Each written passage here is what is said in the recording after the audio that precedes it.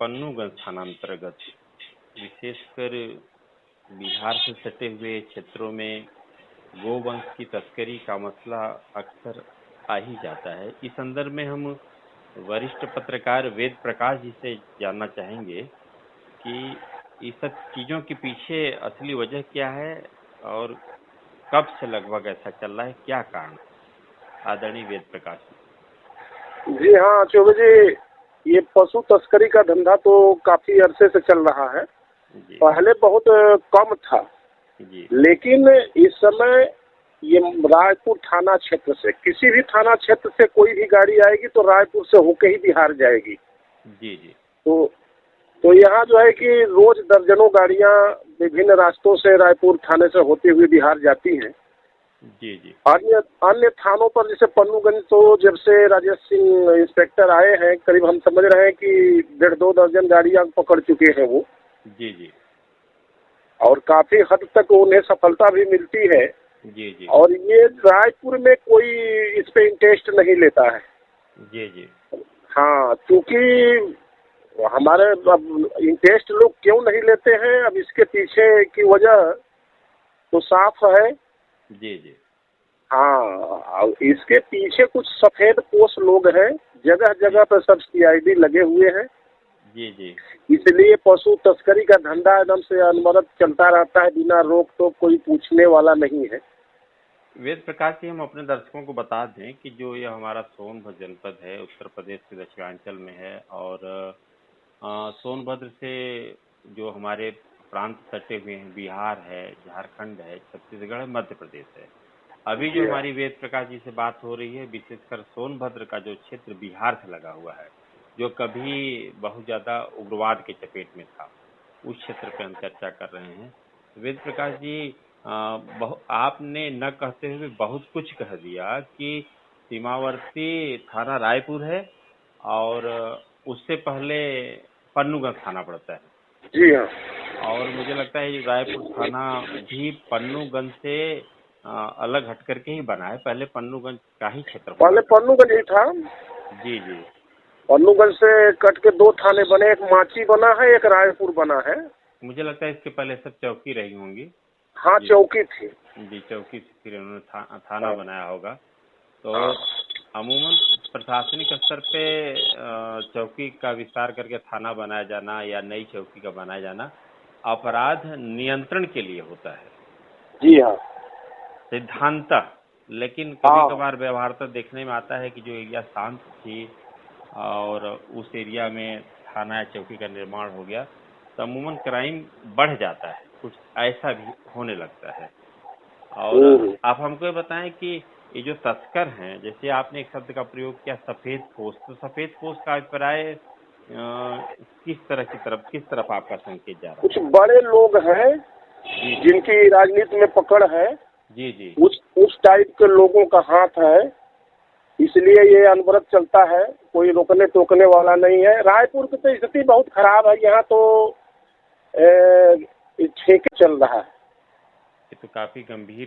ठेके पर कहने का मतलब यह है कि कोई कारखास नहीं है। एक क्रिमिनल परिवार से एक लड़का है जिसे जो एक उसी को कमान दे दी गई है, वही करखासी करता है, वही वसूली करता है, उतियात बिचवाता है, चीजें पार करता है, कहाँ करता है। कोई मतलब यहाँ के इंस्पेक्टर को अपने जो पुलिस है, दीवान है, सिपाही है, दरोगा है, किसी के ऊपर भरोसा नहीं है। और प्राइवेट आदमी जो है कि पूरे थाने का संचालन करता है, पूरी वसूली करता है, सब कुछ करता है और किसी से कोई मतलब नहीं उसमें रहता है। ये तो काफी गंभीर बात है। हालांकि पुलिस डिपार्टमेंट में कोई कारखास का पद नहीं होता, इसके बावजूद भी इसके पहले जो देखा गया है कि पुलिस विभाग के ही किसी जवान को या घोषित जो पद है कारखास का, उसे जिम्मेदारी दे दी जाती थी, जो प्राय हर मामले की सेटिंग करता था। और यह भी चर्चा होती थी कि वह वसूली का कार्य उसी के माध्यम से विशेष तौर पर होता था। लेकिन यह गंभीर बात आप बता रहे हैं। ओबरा थानांतर्गत भी कभी एक वीडियो वायरल हुआ था कुछ दिन पहले, जिसमें एक प्राइवेट व्यक्ति ही वसूली के काम में चर्चा में आ गया था। कमोबेश जो आपने बताया कि ऐसे व्यक्ति को लगाया गया है जिसका एक आपराधिक इतिहास है और उसका पूरा परिवार हिस्ट्री सीटर है, पूरा परिवार। आप तो और काफी वो करीब से उग्रवाद को आपने देखा है अभी हमने तो जब दस्यु थे, राम बच्चन यादव, जी जी अमरीश सिंह खरवार, मोहन राजा जी जी जी और तमाम मिश्री लाल, तमाम तरह के जो डकैत थे उन सबों के जीवन को भी हमने देखा है। जी जी जी और नक्सलवाद जब 96-97 से शुरू हुआ है जी जी जी तो हमने नक्सलवाद को बहुत नजदीक से देखा है। जी जी जी तो यहाँ लोग हमेशा सदैव से पीड़ित रहते थे लोग, जी और जी आज भी है। आज तो हर चट्टी चौराहे तो हीरोइन बिक रही है, गांजा बिक रहा है, अंग्रेजी शराब, महुआ की शराब, रायपुर थाने की तो स्थिति मत पूछिए कि क्या हो रहा है।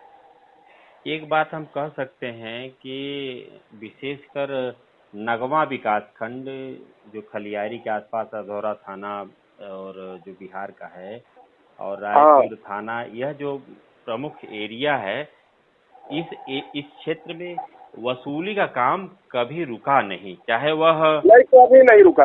चाहे वह गैर वर्दीधारी करते रहे हों, जैसे जिन लोगों का आपने नाम लिया, किसी न किसी बहाने वसूली होती थी लोगों की, हाँ, और या फिर जो वर्दी में है उनकी वसूली होती थी। कुल मिला के वहाँ की वसूली से कभी निजात नहीं है। वसूली से भी निजात नहीं है। और वसूली की जब बात आती है तो उससे जुड़ा हुआ सवाल अपराध का भी आ जाता है। और हम्म, और जब अपराध की बात आती है तो सीधी सी बात है कि आम जनता का जो सुख चैन है वो छीन जाता है। हाँ, आपने हाँ, ये तो आपने काफी गंभीर बात कही। और कुछ दिन पहले आपको भी ध्यान होगा कि एक ऑडियो वायरल हो रहा था हाँ, पुलिस अधीक्षक का, हाँ, जिसमें उनके द्वारा ये कहा जा रहा था कि अमुक अमुक थाना क्षेत्र में पशु तस्करी, अमुक अमुक थाना क्षेत्र में अपराधों का नाम लेकर के कहा जा रहा था कि यह शिकायत हमें प्राप्त हो रही है, इस पर नियंत्रण लगाया जाना चाहिए अन्यथा कार्रवाई होगी। इस तरह के ऑडियो। ये तो आरटीओ हमने भी देखा था। जी जी जी और हाँ, हमने भी देखा था। उन्होंने मीटिंग बुला करके और कुछ नामजद थानों का नाम लिए थे। जी जी जी हाँ, अब जैसे आपको बता दूं कि ये कर्मा क्षेत्र से शुरू होती है पशु तस्करी। हाँ हाँ, बताएं बताएं जी। हाँ, कर्मा से होते हुए अब उसमें रावतगंज थाना पड़ेगा, फिर इधर चंदौली का ये पड़ जाता है, चकरघट्टा थाना पड़ जाता है, नौगढ़ पड़ जाता है। फिर जी अब इधर आएंगे तो पन्नूगंज पड़ जाएगा, फिर जी रायपुर पड़ेगा, उधर माची का क्षेत्र पड़ जाता है बॉर्डर पर। जी तो वो जी सोट चौकी है, पनौरा भी हो मेन गया। रोड पे। जी जी आधौरा तो बिहार में है ना, नहीं, तो वहाँ पनौरा बिहार पनौरा में पनौरा पनौरा, पनौरा तो उधर है। जी जी जी। पनौरा का क्षेत्र तो अलग है, वो तो पैदल वाले उधर से पशु लेके जाते हैं। अभी कल राजेश सिंह ने 32 पशुओं को पकड़ा परसों। अच्छा, तो वो 32। पैदल के रास्ते पनौरा से होकर के झारखंड हो जाते पशु। जरा हमको और ये बताएं कि जो आपने कर्मा से बताया, तो जरा सा हमको रूट कंफर्म करें कि क्लियर करें, हमारे दर्शकों को पता चले कि कर्मा से वाया किस तरफ से होकर के जाते हैं अधौरा बिहार की तरफ। देखिए, देखिए वो कर्मा से निकलेंगे तो वो लोग तेंदुपुल से जो एक आती है इधर नौगढ़ की तरफ रोड, जी उस रोड को भी पकड़ लेते हैं। उधर कई के जो लिंक मार्ग है ना, जी जी जी लिंक मार्ग पकड़ करके कहीं से आएंगे वो। जी जी तो जी वो पकड़हट भले वो पन्नूगंज न जाए, रावतगंज न जाए, लेकिन चकरघट्टा थाना या नौगढ़ थाने के बीच से जी वो जी। निकल आएंगे, सीधे एकदम पकड़हट आएंगे, क्रमनाशा क्रॉस करके रायपुर थाने में आएंगे, प्रवेश करेंगे। निवेद प्रकाश जी, एक चीज और बताएं, जैसे कोई नहर होगी या कोई नदी होगी, हाँ, तो नहर और नदियों पे से उस पुल का ही इस्तेमाल करते होंगे। लेकिन रपटा बना हुआ है ना, सब जगह रपटा बन गया है। अच्छा अच्छा। हाँ, यहाँ नदियों में रपटा बन गया है, नाला जी जो है उसमें भी जो है कि रपटा बन गया है, पीच रोड हो गई है। जी जी तो काफी विकास योजनाएं हुई आई है, उसके चलते ये लोग विभिन्न लिंक मार्ग है। कुल मिलाकर के और आम जनता के विकास के लिए सड़क बनी, तो उसका उपयोग आम जनता भले कम कर रही हो, लेकिन क्रिमिनल जो हाँ, लोग हैं उसका हाँ, हाँ। ज्यादा उपयोग कर रहे अब जैसे अब बरसात होने वाली है, बरसात हो जाएगी ना, हैं। जी तो जी जो शॉर्टकट रास्ते हैं सब बंद हो जाएंगे, जो पीच रास्ते हैं वही है। और इनको मजबूर होकर के अब सीधे यहाँ से जाएंगे, मतलब माची और रायपुर के बॉर्डर पर दरमा मोड़ है, जी जी वहाँ दरमा मोड़ से अभी सीधे बिहार घुसेंगे सब, जी जी। या सीधे जो है कि सिकरी सिकरवाला दावरा से होकर के निकलेंगे। अच्छा, ये बताएं, अभी जो 32 गोवंश की बात बता रहे हैं, कब की बात है? ये परसों पकड़े हैं, कठौता बंधा, पन्नूगंज कठौता बंधा के पास से पकड़े हैं। जी उसमें जी 2 तस्कर पकड़े गए हैं। जी जी यही माची थाना क्षेत्र के बाराडांड गांव का एक लड़का है, एक रावत हर्षनगर का मुसलमान है, जी जी और जी बाराडांड का ही एक मुसलमान जो उसका सरगना था, वो अंधेरे का लाभ उठा करके भाग निकला, लेकिन मुकदमा उसके ऊपर भी जो है कि कायम है। जी जी जी जी जी। तो आप ये बताएं, क्योंकि इस क्षेत्र के बारे में आप इस क्षेत्र के चप्पा चप्पा से वाकिफ हैं, 80-90 के दशक से आप पूरे क्षेत्र को जान रहे हैं, समझ रहे हैं। हम्म। पशु तस्करी पर रोक लगाने की कार्रवाई की जाए तो वह किस तरह से रोक लग सकती है? देखिए, अगर प्रशासन टाइट हो जाए, जी जी प्रशासन टाइट हो जाए तो एक भी गाड़ियां नहीं जा पाएंगी। जी जी हाँ, कहीं न कहीं से इनके आदमी हर थाने में है कि कब इस इंस्पेक्टर की गाड़ी निकल रही है, किधर जा रही है, सब लोकेशन उन सबों को मिलता रहता है। उनके जो हम ये कह सकते हैं, जैसे पुलिस आम जनता में अपना मुखबिर रखती है, हाँ, वैसे वो भी रखे हैं, पुलिस में भी उनके भी मुखबिर है। पुलिस के ही लोग उनके लिए मुखबिरी कर रहे हैं। हाँ, मुखबिरी करते हैं। और जो है कि एक हम बता दें आपको, मजेदार बात ये है कि जी जैसे एक पिकअप पशु लेकर के ड्राइवर जाएगा, जो पिकअप का ड्राइवर है, जी जी उसको 5,000 रुपया एक चक्कर का दिया जाता है। जी जी और उसके गाड़ी में बिसलेरी की बोतल, और जो है कि शराब की बोतल, और उसके लिए वो चिकना वगैरह, सारे गुटखा पान, संसाधन सारा चीज उसमें रहता है। जी जी जी और उन सबों को फुल आदेश रहता है कि सामने कोई आए तो दबाते रौते हुए चले जाओ। और नंबर प्लेट जो है कि ओरिजिनल नंबर प्लेट किसी गाड़ी में नहीं रहता, तक तो नंबर रहेगा ही नहीं। जी जी जी जी। हाँ, नहीं रहेगा तो भी फर्जी नंबर रहता है। एक घटना तो हमको इधर याद आ रही है वेद प्रकाश जी, हाँ। एक घटना हमको याद आ रही है पंजाब की, हम्म। जिसमें छोटे मोटे अपराधों के लिए वहाँ के जो विशेषकर प्रशासनिक अधिकारी थे, मिले हुए थे, हम्म। और उसका नतीजा यह था कि उन्हीं छोटे मोटे अपराधों को सह देने के कारण उन्हीं तौर तरीकों से आतंकवादियों ने हमला कर दिया था, उग्रवादियों ने हमला कर दिया। हाँ हाँ। क्या आपको ऐसा नहीं लगता कि अभी जो इनको लगता है कि गो तस्करी या हम गोवंश की तस्करी करा रहे हैं, जो लोग भी इन्वॉल्व हैं प्रशासनिक स्तर से, तो क्या इस तरह की बड़ी घटना नहीं हो सकती कि इनके रूप में कोई और भी? जी देखिए जी चौबे जी, बिल्कुल हो सकती है। अभी आपने बहुत पहले, उस समय आप भी अमर उजाला में थे, मैं भी था। जी जी। वो फोराडी जो पीएससी कैंप लूटा गया था, हाँ एकदम एकदम। जी जी यही नतीजा था। जी इसी तरह से जो है कि वो मिलजुल करके और उस कैंप को लूटा गया। तो जी जी ये घटनाएं हो सकती है, क्योंकि सारा लोकेशन जब कि हमारा इंस्पेक्टर कहाँ जा रहे हैं, एसआई कहाँ जा रहे हैं, गाड़ी कहाँ जा रही है, कितने लोग इसमें सवार हैं, जी सारा जी। लोकेशन जो है कि उन लोगों के पास पहुंचता है। हाँ, तो भी तो जब लोकेशन ट्रेस हो गया तो कोई भी घटना कर सकते हैं। हाँ हाँ, कर सकते हैं, उसमें कोई संदेह नहीं है। और कुछ प्राइवेट इनके मुखबिर, प्राइवेट मुखबिर हर बाजार में है। जी जी जी कहीं औरतें मुखबिरी करती हैं तो कहीं मर्द करते हैं, तो हर मार्केट में इनके हैं कि हाँ इधर पुलिस, इधर रास्ता, वो मोबाइल से फोन करेगा कि रास्ता क्लियर है तो क्रॉस करेंगे लोग, जी जी नहीं कहीं छिपा देंगे गाड़ी। जी जी जी। इस ढंग से होता है ये सब। और एक और जो सबसे दुर्भाग्यपूर्ण स्थिति है, जब किसी थाने का जो प्रमुख व्यक्ति है, हाँ, चाहे वो इंस्पेक्टर हो, सब इंस्पेक्टर हो, जब वह इन्वॉल्व हो जाए तो उस थाने पर तैनात जो होमगार्ड है, सिपाही, वो भी क्या कर सकता है? क्योंकि कोई नहीं, कुछ नहीं कर पाएगा। जो प्रमुख व्यक्ति है उसी के संकेत पर उससे काम करना है। हाँ हाँ। और ये काफी गंभीर स्थिति है। और इसका मतलब है कि अगर आम पब्लिक इस तरह की जो अपराध करने वाले लोग हैं उनको रोकने की कोशिश करे तो क्या स्थिति बन सकती है फिर? पब्लिक, यहाँ एक आए थे एसआई, जी जी नाम ध्यान पर नहीं पड़ रहा है। जी जी तो वो पब्लिक को लेकर के, जी जी पब्लिक को लेकर के 3-4 गाड़ियां पकड़े। जी जी रायपुर में पब्लिक को लेकर 3-4 पशुओं की गाड़ी वो पकड़े, तब तक फिर उनका ट्रांसफर यहाँ से हो गया। जी जी। हाँ, तो अगर उस ढंग का कोई आदमी आ जाता है, अगर वो करने लगता है तो उसको हटा दिया जाता है। इसका मतलब है कि और वो सिंडिकेट 6 काम महीना करता भी, वो 4 महीना भी नहीं रहता है। अच्छा, इसी से जुड़ा हुआ एक और सवाल है। पुलिस हाँ बताएं। की जब पब्लिक को इन्वॉल्व करती है किसी भी चीज में, हाँ। तो पुलिस का पद तो ट्रांसफर की पोस्ट है, वो जब तक है तब तक काम किया, चला गया।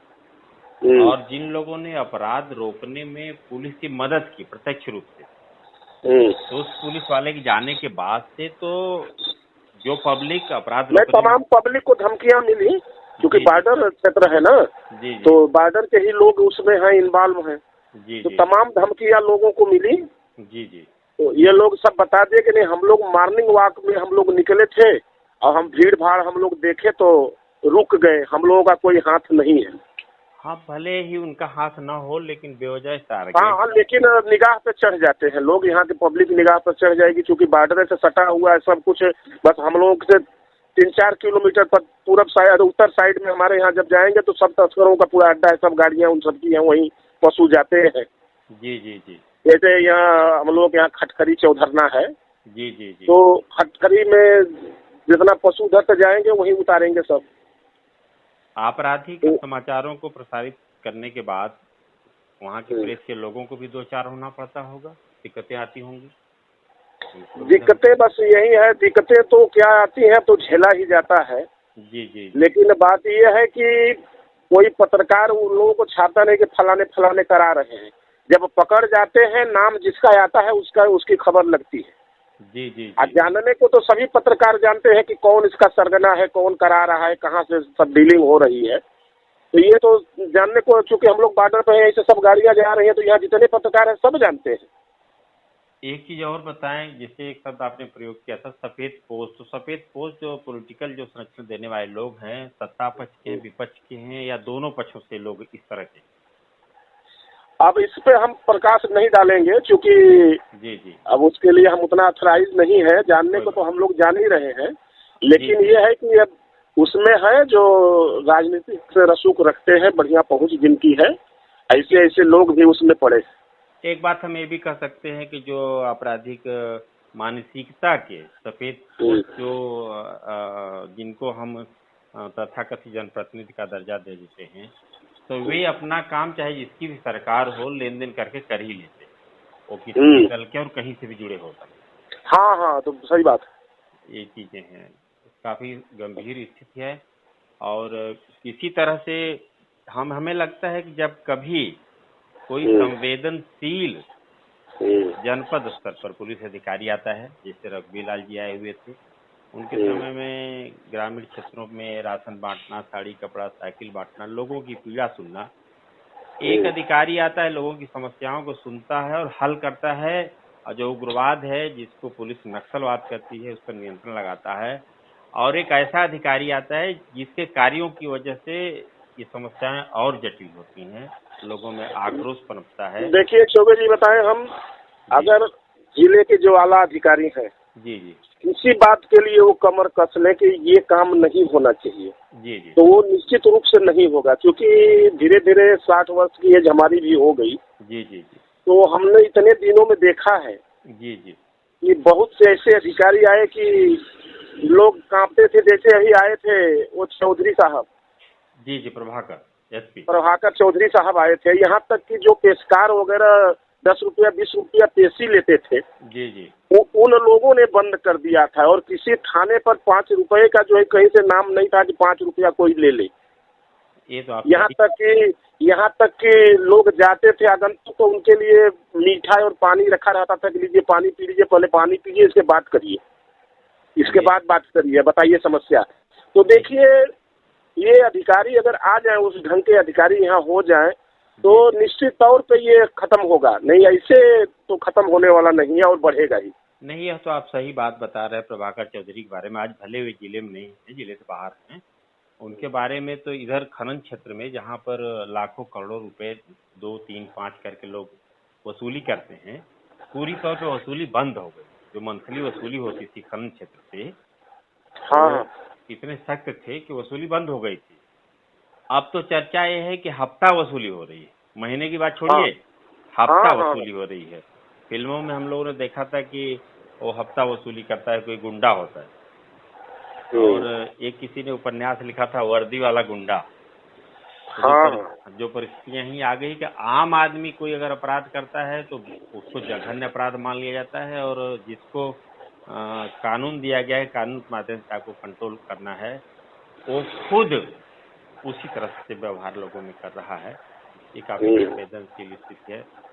और पशु तस्करी काफी गंभीर मसला है, विशेषकर उत्तर प्रदेश और बिहार के बॉर्डर सोनभद्र को लेकर के। इसके साथ आपने कुछ और भी गंभीर चीजें बताई, जैसे कि नशीले पदार्थों की बिक्री हो रही है। हाँ, यहाँ तो धड़ल्ले से चल रही है नशीले पदार्थ तो हर चट्टी चौराहे पर इतना जो है कि छोटे छोटे बच्चे हैं, इतने टेम्पू मैजिक वाले हैं, ये तो सब बर्बाद हो गए सब। देखिए अभी उन सबों का चल ही रहा है, सब पी ही रहे हैं। काफी गंभीर स्थिति है। और अब हम लोगों का प्रयास यह है कि जो भारत का युवा है वह बर्बाद किशोर है, जो वह बर्बाद न होने पाए। पर जब जहाँ का युवा और किशोर ही बर्बाद हो जाएगा, और बर्बाद करने में जो व्यवस्था बनाई गई है जिनको रोकने के लिए, वे लोग खुद इन्वॉल्व हो जाएंगे, तो ऐसी स्थिति तो काफी संकटपूर्ण। जी बिल्कुल बिल्कुल। जी जी, वेद प्रकाश जी, आपने हमें समय दिया, बातचीत की, इसके लिए आपको बहुत बहुत धन्यवाद। मेंशन ना।